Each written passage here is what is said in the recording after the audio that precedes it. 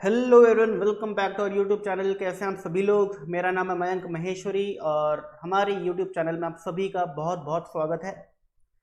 तो आज ये जो वीडियो होने वाला है आप लोगों के लिए, ये स्पेशली होने वाला है फॉर सीए फाउंडेशन स्टूडेंट, जिन लोगों को डर लगता है एक प्यारे से सब्जेक्ट से जिसका नाम है business mathematics, statistics and logical reasoning. तो आज इस पेपर को मैं थोड़ा सा आप लोगों के लिए छोटे टाइम में डिकोड करने वाला हूँ।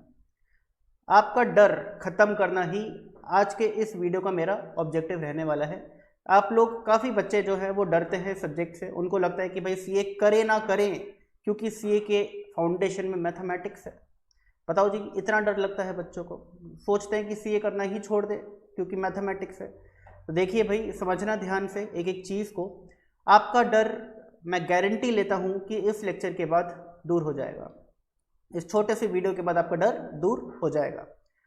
तो पहली बात तो आपका जो पेपर नंबर 3 है, यानी फाउंडेशन में 4 पेपर होते हैं। सीए फाउंडेशन में 4 पेपर होते हैं। पहला होता है अकाउंट्स, फिर होता है लॉ, फिर होता है आपका ये वाला पेपर मैथमेटिक्स का, और आखिरी होता है इकोनॉमिक्स का पेपर। तो हमारे जो पेपर नंबर 3 होता है, पेपर नंबर 3, इसके अंदर 3 पार्ट्स होते हैं: business mathematics, statistics and logical reasoning. ये जो हमारा पेपर होता है, ये पहली बात 100 नंबर का होता है। पेपर जो होता है ये पूरा का पूरा एमसीक्यू बेस्ड पेपर होता है, यानी कि multiple choice question based paper होता है, जिसके अंदर 100 क्वेश्चंस आते हैं कैरिंग 1 मार्क ईच, और हर क्वेश्चन का सिर्फ एक राइट आंसर होता है। यानी कि 4 ऑप्शन में से सिर्फ एक ऑप्शन होता है जो सही होता है, बाकी की 3 हमेशा गलत होंगे। हर क्वेश्चन 1 नंबर कैरी करता है और इसी वजह से 100 क्वेश्चन 100 नंबर के बनते हैं। अगर तो आप राइट टिक करके आते हो क्वेश्चन के ऊपर तो आपका 1 नंबर पक्का। अगर क्वेश्चन नहीं आता, उसको छोड़ देते हो तो 0। क्वेश्चन नहीं आता फिर भी तुक्का मारते हो और बाई चांस तुक्का गलत हो जाता है, यानी कि क्वेश्चन गलत करके आ जाते हो, तो फिर आपको मिलते हैं नेगेटिव मार्क्स, जो कि होते हैं 0.25 फॉर ईच रॉन्ग आंसर। यानी कि अगर आपने 4 क्वेश्चंस को गलत अटेम्प्ट किया तो आपके 4 नंबर तो गए क्योंकि 4 क्वेश्चंस गलत कर दिए। इसके अलावा आपका 1 नंबर नेगेटिव मार्किंग में भी जाएगा। यानी कि अगर पेपर में 100 क्वेश्चंस आते हैं, कितने क्वेश्चन, 100 क्वेश्चंस आते हैं, एंड आप 96 क्वेश्चंस को ठीक करके आते हो, 4 क्वेश्चंस को गलत करके आते हो, तो आपके 96 मार्क्स नहीं आएंगे, आपके 95 मार्क्स आएंगे भाई। 96 आ सकते थे अगर ये 4 क्वेश्चंस को छोड़ आते। आपने तो पंगे ले लिया भाई, हमने तो करना है भाई चाहे कुछ हो जाए, और वो कर दिए गलत, तो भाई 1 नंबर नेगेटिव मार्किंग का गया भाई। तो 96 की जगह कितने रह गए, 95। तो हमेशा बेटर क्या रहता है सीए फाउंडेशन में 2 पेपर्स में, मैथमेटिक्स और इकोनॉमिक्स, कि भाई क्वेश्चन नहीं आता तो छोड़ दो, आता है तभी करो। क्योंकि अगर 4 ऑप्शंस हैं और 4 में से एक ऑप्शन सही है और आप तुक्का मारते हो, तो ऑब्वियस सी बात है तुक्का सही बैठेगा, इसकी प्रोबेबिलिटी है 1/4, और तुक्का गलत बैठेगा, इसकी प्रोबेबिलिटी है 3/4। यानी कि ज़्यादा चांसेस हैं कि आप गलत ऑप्शन को टिक करके आओगे अगर तुक्का मारते हो तो। अगर आंसर पता है तो भाई ऑब्वियस ही बात है जिसको टिक कर रहे हो वो सही होगा, बट तुक्का मारते हो तो ज़्यादा चांसेस हैं कि आप गलत करके आओगे, यानी नेगेटिव मार्किंग आप अट्रैक्ट कर रहे हो तुक्का मारने से। क्यों करना भाई ऐसा, ठीक है। अच्छा, हमारे जो पेपर होता है इसके अंदर फर्स्ट पार्ट जो है वो बिजनेस मैथमेटिक्स है, जो 40 नंबर 40 मार्क्स का आता है। दूसरा पार्ट है लॉजिकल रीजनिंग जो 20 मार्क्स का आता है, एंड थर्ड पार्ट है स्टैटिस्टिक्स जो कि 40 मार्क्स का आता है। तो आपका टोटल पेपर बन जाता है 100 मार्क्स का। अब ध्यान से समझना मेरी बातों को, क्या स्टैटिस्टिक्स मैथ्स है? Answer is no. स्टैटिस्टिक्स तो भाई वही है जो आपने 11th क्लास में पढ़ा है सभी बच्चों ने। 11th क्लास में इकोनॉमिक्स में स्टैटिस्टिक्स पढ़ा है, मीन, मीडियन, मोड, वो सारी चीज़ें, वो है स्टैटिस्टिक्स। क्या इसको हम मैथ्स बोलते हैं? नहीं, जब स्कूल में नहीं बोला स्टैटिस्टिक्स को मैथ्स, तो अब क्यों बोलना, ठीक है ना। तो ये मैथमेटिक्स है क्या? नहीं। तो आपका जो 100 नंबर का पेपर था उसमें से 40 नंबर का तो मैथ्स है ही नहीं। जो 100 नंबर का आपको पेपर लगता है मैथमेटिक्स का पेपर है, इसमें 40 नंबर तो मैथ्स है ही नहीं, वो तो स्टैटिस्टिक्स है। और स्टैटिस्टिक्स सभी के लिए ईजी है भाई, आपको 11th क्लास में भी ईजी लगा होगा, नहीं लगा तो कोई दिक्कत नहीं भाई, मुझसे पढ़ के देखो बहुत ईजी लगने लगेगा। फिर दूसरा पार्ट है आपका लॉजिकल रीजनिंग। लॉजिकल रीजनिंग क्या मैथ्स है? Answer is no. Logical reasoning तो बहुत ही ईजी क्वेश्चन होते हैं, लॉजिक बेस्ड क्वेश्चन होते हैं, मैथ्स का एम नहीं होता उसके अंदर भाई। लॉजिकल रीजनिंग में मैथ्स का एम नहीं होता, छोटी मोटी प्लस माइनस की मैथ्स उसके अंदर यूज होती है, बट आप उसको मैथमेटिक्स नहीं बोल सकते। Logical reasoning is totally different paper, एकदम ही अलग चीज़ है, एकदम ही अलग सेगमेंट है। आप अगर रैंडमली भी लॉजिकल रीजनिंग के कुछ क्वेश्चंस गूगल करके ढूंढोगे ना, मैं गारंटी लेता हूँ 10 में से 5-6 क्वेश्चंस तो आप कर ही लोगे। इतने मुश्किल नहीं होते लॉजिकल रीजनिंग के क्वेश्चन, जबकि आपने पढ़ाई भी नहीं करी उसकी, फिर भी कर लोगे। ठीक है ना। आज तक आपने लॉजिकल रीजनिंग पढ़ा है क्या? 12th क्लास तक पढ़ाई ही नहीं जाता, बट फिर भी आप उसके क्वेश्चंस कर सकते हो। तो लॉजिकल रीजनिंग में हल्की सी प्रैक्टिस चाहिए होती है, और लॉजिकल रीजनिंग के 20 नंबर तो पक्के अपनी जेब में होते हैं भाई। यही तो वो है जो यही तो 20 नंबर है जो इस पेपर में हमें अच्छा स्कोर करवाते हैं, अच्छे से पास करवाते हैं। ठीक है ना। तो हमें क्या पता चला अभी तक कि जी 100 नंबर के पेपर में 60 नंबर तो मैथमेटिक्स है ही नहीं, 60 मार्क्स की तो मैथमेटिक्स है ही नहीं। मैथमेटिक्स अगर है तो सिर्फ और सिर्फ 40 मार्क्स की। बताओ, डर हुआ कम? बिल्कुल सर, हमारा डर तो काफ़ी कम हो गया। आगे सुनो भाई, मेरी बात ध्यान से सुनना।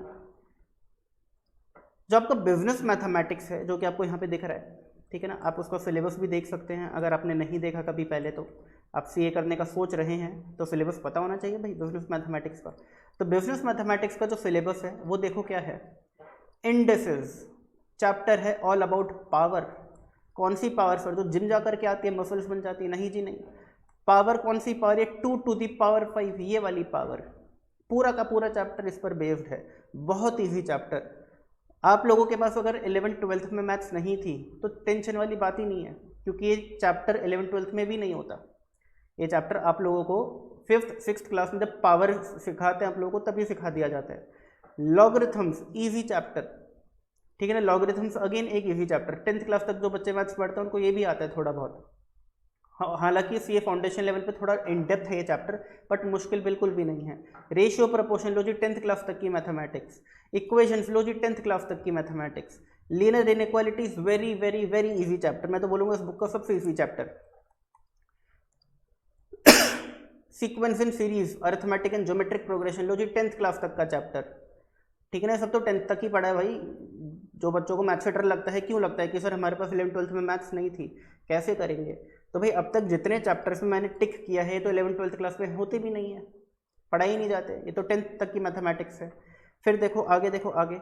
सिंपल इंटरेस्ट, कंपाउंड इंटरेस्ट पढ़ा है क्या? 11th-12th में पढ़ाया जाता है? नहीं, 10th तक की जो मैथमेटिक्स होती है उसमें पढ़ाया जाता है। तो ये चैप्टर उसी बारे में है, थोड़ा सा इन डेप्थ है, थोड़े से ज़्यादा कॉन्सेप्ट्स हैं, बट बहुत ज़्यादा इंटरेस्टिंग चैप्टर है।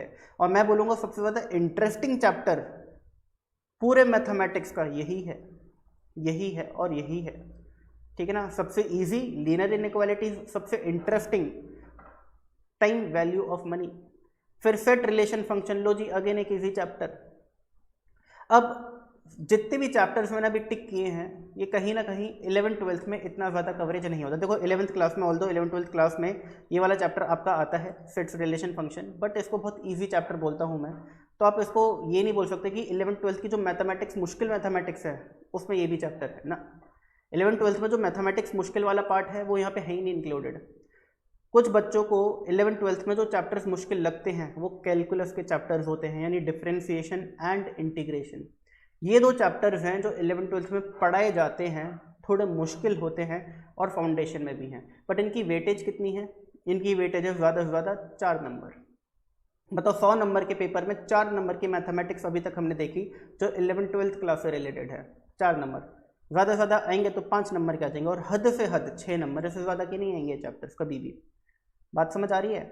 अब 11th-12th क्लास में जब हमें कैलकुलस पढ़ाया जाता है तो उसका लेवल होता है, अगर मैं एक में डिफ़िकल्टी लेवल बनाऊँ ना, यहाँ पे डिफ़िकल्टी लेवल, ये डिफ़िकल्टी 0, ये डिफ़िकल्टी 100, तो कैलकुलस का अगर डिफ़िकल्टी लेवल आप लोग बेंचमार्क करते हो कि सर वो 100 है, 11th-12th का जो कैलकुलस का डिफ़िकल्टी लेवल अगर वो 100 है, तो आप मान के चलो कि सीए फाउंडेशन पे इस चैप्टर का डिफ़िकल्टी लेवल सिर्फ 30 है।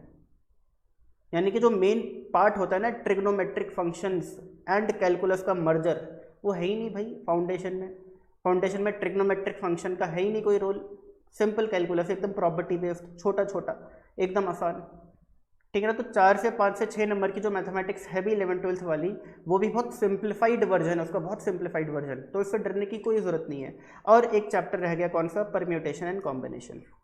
ये चैप्टर थोड़ा सा लेंदी है, कॉन्सेप्ट थोड़े ज़्यादा हैं, और कह सकते हैं थोड़ा मुश्किल है, बट अगेन इसकी वेटेज कितनी है? अराउंड 3 नंबर, मोटा मोटा देखें तो 7 या 8 नंबर की मैथमेटिक्स है 11th-12th वाली सीए फाउंडेशन के अंदर। 100 मार्क्स में 7-8 मार्क्स कितना परसेंटेज होता है? 7 से 8%। बताओ जी, 8% 11th-12th का कंटेंट जो कि सिंप्लीफाइड फॉर्म में फाउंडेशन पे है, उसके लिए बच्चा सोचता है कि सर सीए करे ना करे क्योंकि उसमें मैथमेटिक्स पढ़नी है। बताओ ज़रा खुद सोच करके देखो कि आपका ये सोचना जस्टिफाइड भी है? बिल्कुल नहीं, बिल्कुल नहीं। ठीक है ना, जो सारे चैप्टर्स मैंने आपको दिखा दिए। इसके अलावा देखो स्टैटिस्टिक्स, ये तो मैथमेटिक्स है ही नहीं, बट एक बार देख लो इसके अंदर है क्या। इसके अंदर स्टैटिस्टिकल डिस्क्रिप्शन ऑफ डेटा एक चैप्टर है जो कि बहुत थ्योरी चैप्टर है, इजी चैप्टर है। Measure of central tendency again easy. Measure of dispersion again very easy chapter, ये तो बहुत ही इजी चैप्टर है। फिर एक कोरिलेशन एंड रिग्रेशन है जो इंटरेस्टिंग है, थोड़ा सा मुश्किल है बट इंटरेस्टिंग है। Index number very easy. Probability थोड़ा सा मुश्किल। थ्योरेटिकल डिस्ट्रीब्यूशन थोड़ा सा मुश्किल, बट हाँ आराम से हो जाता है चैप्टर्स, कोई दिक्कत नहीं है। और लॉजिकल रीजनिंग तो पूरा का पूरा ही एकदम आइसक्रीम, मज़ा आता है ना खाने में, ऐसे इसको पढ़ने में बहुत मज़ा आता है। एकदम आइसक्रीम है ये आइसक्रीम, ये देखो आइसक्रीम, कौन बनाते हैं ना आइसक्रीम का, ठीक है ना, एकदम ईजी। तो ये था आपका पूरा पेपर नंबर 3 का, जो भी एक क्रक्स देखा जाए कि क्या पढ़ना है, कैसा पेपर है, कैसा पेपर का पैटर्न रहता है। 100 क्वेश्चन कैरिंग 1 मार्क ईच आते हैं, बस यही सब है। तो आई होप आपको कुछ अंडरस्टैंडिंग मिली होगी अबाउट दिस पेपर एंड, और इसी तरह के वीडियोस को देखने के लिए please subscribe to our channel. And हम लोगों को अब हम लोग आपको एकदम मस्त भरपूर नॉलेज देने वाले हैं आने वाले टाइम में, तो प्लीज़ उसके लिए हमारा चैनल ज़रूर सब्सक्राइब कर लीजिएगा। Bye bye and take care.